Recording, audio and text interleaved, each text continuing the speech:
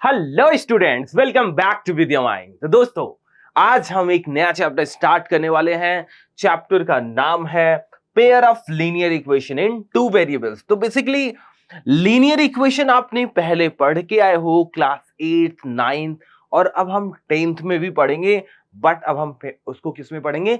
Pair में पढ़ेंगे। एक सिस्टम ऑफ इक्वेशंस देखेंगे। तो दोस्तों, आज की क्लास में हम इंट्रोडक्शन टू इक्वेशन समझेंगे, ठीक है ना। स्टार्ट करते हैं लीनियर इक्वेशन। जब लीनियर इक्वेशन की बात आती है तो आपके दिमाग में क्लास 8th आनी चाहिए कि यार क्लास 8th में आपने ax plus B is equal to 0 type का कुछ पढ़ के आए हो, हाँ या ना। लीनियर इक्वेशन की बात आएगी तो आप क्लास 8 में सबसे पहली बार linear equation in one variable पढ़ा होगा।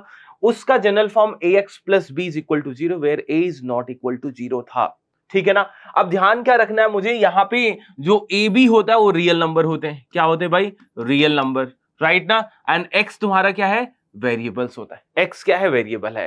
अब ये चीज क्या है? लीनियर का मतलब समझ में आना चाहिए कि लीनियर, एक तो ध्यान रखना, जब आप इसे ग्राफ पे रिप्रेजेंट करते हैं तो एक स्ट्रेट लाइन मिलती है। क्या मिलती है? एक स्ट्रेट लाइन। और इसका जो डिग्री होता है वो क्या होता है? 1। लीनियर इक्वेशन, लीनियर बोले तो 1 डिग्री जिसकी 1 हो, ऐसा एक्सप्रेशन। तो इस इक्वेशन की जो डिग्री है यानी हाईएस्ट पावर है, देख सकते हैं 1 है। तो ऐसे ऐसे इक्वेशन को हम बोलते हैं लीनियर इक्वेशन। क्लियर है? चलिए, तो यहां पे समझते हैं यार, equation is condition on variable. समझेंगे, एक एक करके समझते हैं। Equation is a condition on a variable. To form any equation we need at least one variable and a sign of equality.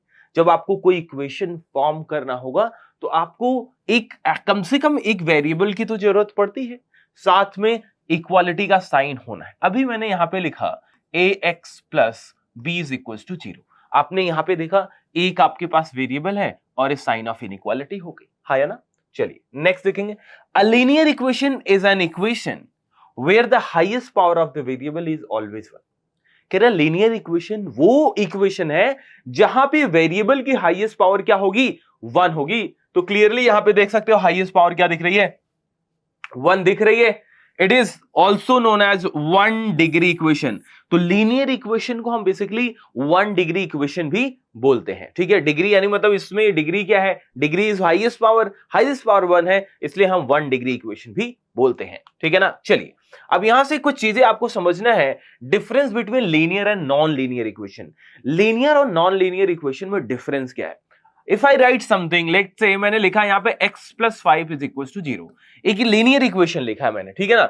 यहां पे मैंने लिखा 2x plus 3 is equal to 0, ये लीनियर इक्वेशन है, ठीक है ना। अगर मैं ऐसे लिखूं x square minus 4 is equal to 0, तो आप देख सकते हो यहां पे जो पावर है 1 ना होके अब 2 हो गई है। 2 हो गई है तो लीनियर नहीं है, ये लीनियर इक्वेशन नहीं। अब क्या हो गया? एक क्वाड्रेटिक इक्वेशन हो गया। क्या हो गया? क्वाड्रेटिक। यानी मतलब लीनियर है तो डिग्री क्या होनी चाहिए? 1, ना 1 से कम ना 1 से ज्यादा।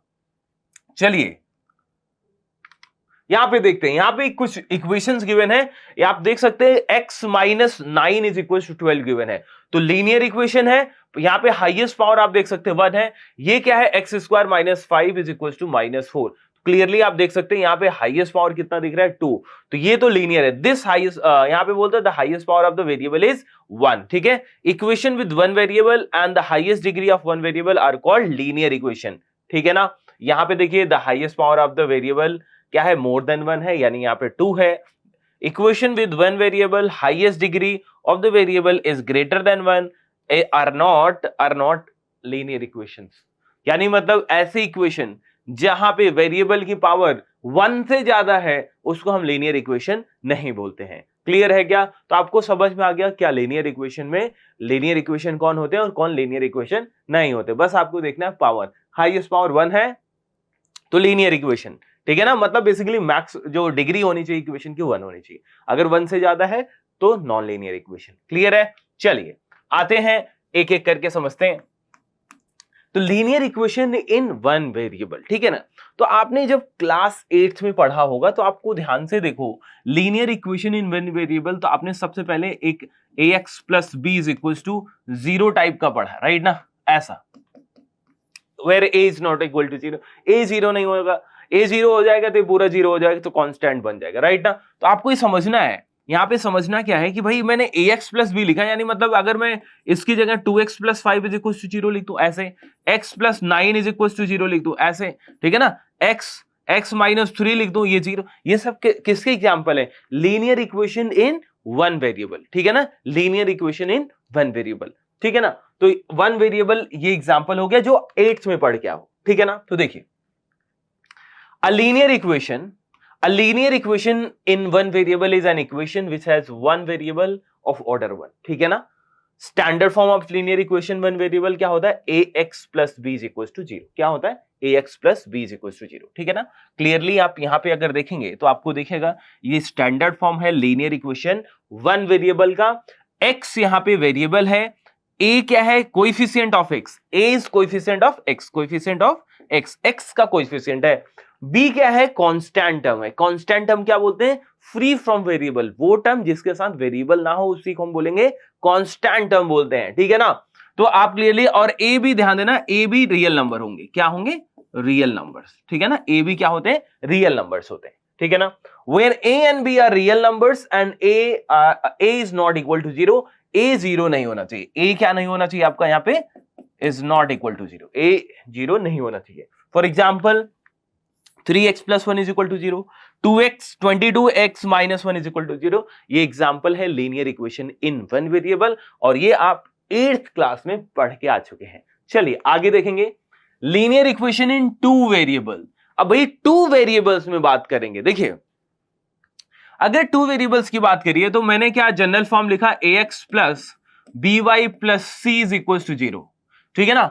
Linear equation in two variable की जब भी बात करोगे तो ये जनरल फॉर्म क्या होगा? ax plus by plus c is equal to 0। आप यहां से क्लियरली देख सकते हैं कि abc जो है, abc क्या होता है? रियल नंबर होते हैं। क्या होंगे भाई?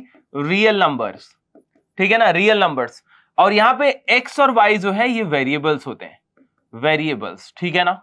ये क्या है? तुम्हारे वेरिएबल्स है। तो आप क्लियरली देख सकते हैं कि इस इक्वेशन में दो वेरिएबल है, एक x दूसरा y। अगर मैं पिछला इक्वेशन की बात करूं जो लीनियर इक्वेशन वन वेरिएबल था वो कुछ इस फॉर्म में था, ax plus b is equal to 0। यहां पे देख सकते हैं सिर्फ एक वेरिएबल है, x है, ठीक है ना। यहां पे दो वेरिएबल है, x और y, तो इसीलिए हम इसको क्या बोलते हैं? Linear equation in two variables. अच्छा ध्यान देना, लीनियर इसलिए बोल रहे हैं क्योंकि यहां भी x की हाईएस्ट पावर 1 है, y की भी हाईएस्ट पावर क्या है? 1 है। हाईएस्ट पावर यानी मैं डिग्री क्या है इस इक्वेशन की भी 1 है, और ये क्या बोला जा रहा है? Linear equation in two variables, ठीक है ना। चलिए तो आपसे देखिए क्या बोला गया? Linear equation in two variable is an equation which has two variable of order 1, ठीक है ना। टू वेरिएबल्स होगा, x और y में जनरली लिखा जाता है, ठीक है ना। ऑर्डर का मतलब डिग्री 1 है, ठीक है जी। Standard form of linear equation in two variables, भाई स्टैंडर्ड फॉर्म क्या है? ax plus by plus c is equal to 0, ठीक है ना। अब यहां से आप देख सकते हैं ये स्टैंडर्ड फॉर्म है linear equation in two variables का, ax plus by plus c is equal to 0। यहां पे a क्या है? कोएफिशिएंट ऑफ x है, b क्या है? कोएफिशिएंट ऑफ y है। अब ध्यान देना x और y क्या है? यहां पे आपके वेरिएबल्स हैं, x एंड y क्या है? वेरिएबल्स हैं। और ये c क्या है? Constant term. क्या है भाई? कांस्टेंट टर्म है, राइट ना। कांस्टेंट टर्म अभी बताया मैंने, फ्री फ्रॉम वेरिएबल। और तुम्हारे जो abc हैं, abc क्या होते हैं? देखो यहाँ पे a b और ये जो तुम्हारे c हैं ये रियल नंबर होने चाहिए। क्या होने चाहिए? रियल नंबर्स, ठीक है ना। क्लियर है? तो ये बोला है A B C are real numbers, A and B are not equal to 0, A and B 0 नहीं होने चाहिए। एग्जांपल्स देख लो यहाँ पे 3x plus 2y plus 12 is equal to 0, ये कुछ एग्जांपल है linear equation in two variables. यहाँ पे 3x plus 2y minus 6 is equal to 0 are linear equation in two variables. तो आई होप यहां तक आपको क्लियर है।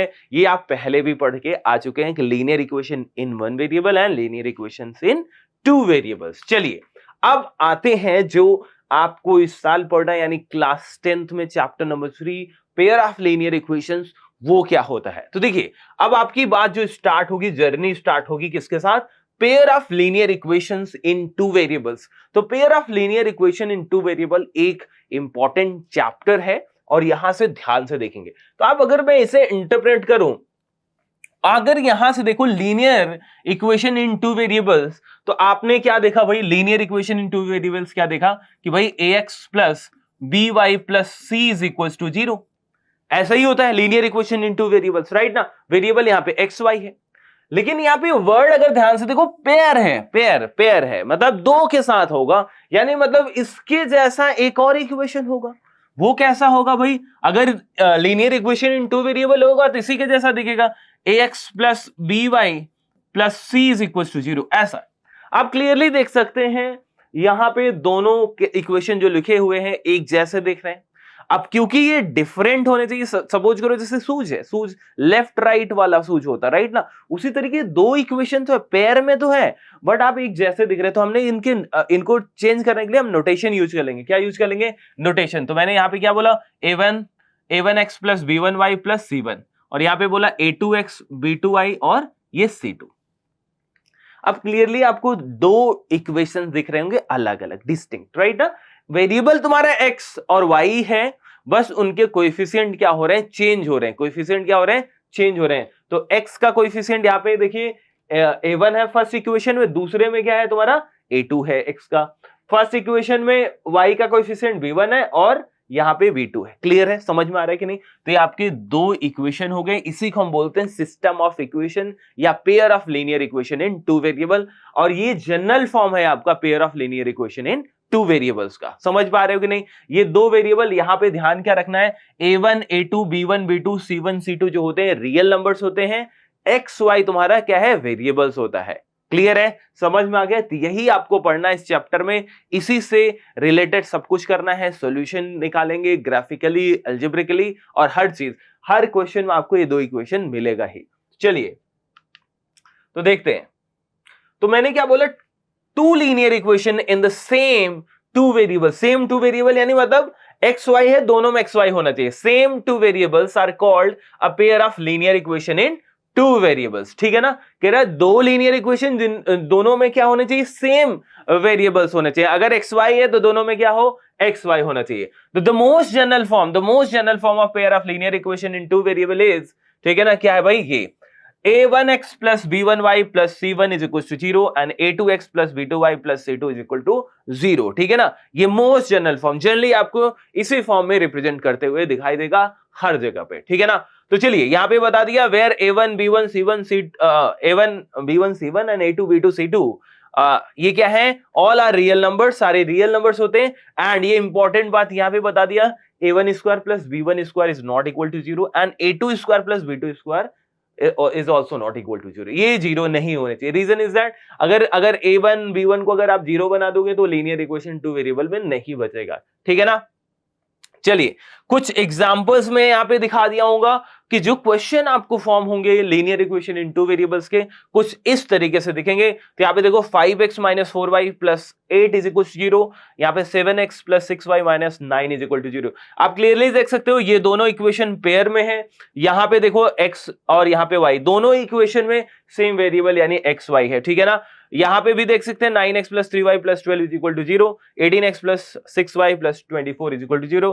दोनों को हम पेयर ऑफ इक्वेशन बोलेंगे, सेम वेरिएबल x और y है। 6x minus 3y plus 10 is equal to 0, 2x minus y plus 9 is equal to 0। यहां भी देख सकते हैं वेरिएबल एक्स वाई है, और ये क्या, इसे हम क्या बोल रहे हैं? Pair of equation. हमेशा आपको ये दो इक्वेशन साथ में मिलेंगे इस चैप्टर में। क्लियर है? चलिए आगे देखेंगे। नेक्स्ट चीज जो आपको बताया जाएगा, method of solving linear equation in two variables. दोस्तों तो जो लीनियर मिलेगा, जो पेयर मिलेगा इक्वेशंस का, उसको करना क्या है? उसको सॉल्व करना है। सॉल्व करके वहां से एक्स और वाई की वैल्यू निकालनी होती है। क्या निकालनी है? एक्स वाई की वैल्यू। तो method of solving linear equation in two variables, तो क्या मेथड होंगे? डिफरेंट टाइप ऑफ मेथड होगा। जनरली हम दो मेथड देखेंगे, एक तो ग्राफिकल मेथड होगा, ग्राफिकल, और दूसरा होगा अलजेब्रिक मेथड। अलजेब्रिक मेथड, ठीक है ना? दो मेथड की बात होगी, एक ग्राफिकल मेथड और अलजेब्रिक मेथड। तो अलजेब्रिक मेथड में फर्दर हम दो मेथड पढ़ेंगे, हालांकि एक और होता था बट सिलेबस से रिड्यूस कर दिया गया। तो अलजेब्रिक में 3 और ग्राफिकल मेथड। शुरू करेंगे ग्राफिकल मेथड से। चलिए तो यहां पे क्या बोला है? If a1x plus b1y plus c1 is equal to 0 and a2x plus b2y plus c2 is equal to 0 are two linear equations, ठीक है ना। तो हमारे पास देखिए यहाँ पे मेथड क्या है, इसको सॉल्व करने के लिए अल्जेब्रिक मेथड, दूसरा क्या होगा ग्राफिकल मेथड, ठीक है ना। तो अल्जेब्रिक मेथड में हम सब्स्टिट्यूशन मेथड यूज करने वाले हैं और अल्जेब्रिक मेथड में सब्स्टिट्यूशन और एलिमिनेशन मेथड, और एक तीसरा भी मेथड होता है जो सिलेबस हटा दिया गया है, that is cross multiplication. Cross multiplication, cross multiplication method, ठीक है ना। तो ये 3 मेथड है, ठीक है ना। इस 3 मेथड से हम इसकी जो सॉल्यूशन है वो ढूंढेंगे। तो ध्यान क्या रखना है, जब भी ये लीनियर इक्वेशन आपको मिल गए तो आपको करना क्या है, इनको सॉल्व करना है, सॉल्व करके एक्स वाई की वैल्यूज निकालने हैं। तो क्या तरीका होगा, एक अल्जेब्रिक मेथड होता है, दूसरा ग्राफिकल मेथड होगा। अल्जेब्रिक मेथड में जो आप पढ़ेंगे सब्स्टिट्यूशन और एलिमिनेशन मेथड, एक तीसरा होता है क्रॉस मल्टीप्लिकेशन जो सिलेबस से रिड्यूस हो चुका है, ठीक है ना। तो ये चीजें आपको दिमाग में रखना है, अगले क्लास में हम यही से कंटिन्यू करने वाले हैं। तो आई होप आपको ये सारी चीज क्लियर हो चुकी हो गई होगी। मिलते हैं अगले क्लास में। Thank you for watching.